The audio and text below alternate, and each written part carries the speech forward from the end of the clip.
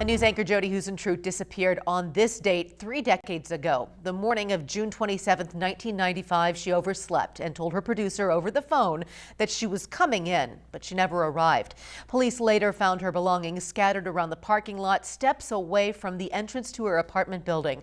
Local 5's Alex Fulton traveled to Mason City today, where people came together to call for answers. Since Jodi Huisentruit's disappearance, time hasn't stopped here in Mason City. 30 years later, people have kept going to work at her old TV station, KIMT.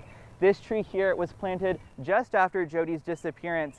Now it's grown significantly, almost double the size of her old office. We always thought, well, by July 4th, we'll probably know something, right? We'll probably know. And that was July 4th, 1995, and it's 2025 now. Exactly 30 years after her mysterious disappearance, friends reflected on the memories they created with Jodi Huisentruit. The weekend before she disappeared, I had no idea that this would be our last adventure together. Jodi's KIMT coworkers say her commitment to her community extended well beyond the newsroom. We would play charity basketball games, groups of us from the station and local communities, to help them raise money. And Jodi was always a part of it. She was always a fan favorite. Everybody knew Jodi. While journalists are used to delivering tough news, nothing prepares them for reporting on their own loved ones. And I never thought worst case scenario would be a reality.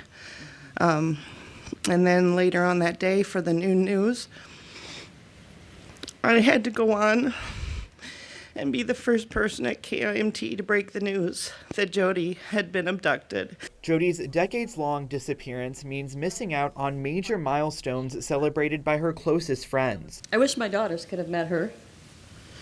She would have been a great model for them, a bright, bold, and fearless example of what it looks like to chase your goals and lift others up along the way. The quest for answers is far from over, and those who Jodi meant so much to just want someone to come forward. We'll close this at some point, and justice will be served at that point, and that's our goal as the police department. Jodi's body has never been found, and no arrests have ever been made. Anyone with information is asked to contact Mason City Police or the Iowa Division of Criminal Investigation. In Mason City, Alex Fulton, Local 5 News. This past spring, a Cerro Gordo County judge unsealed most of a 2017 search warrant.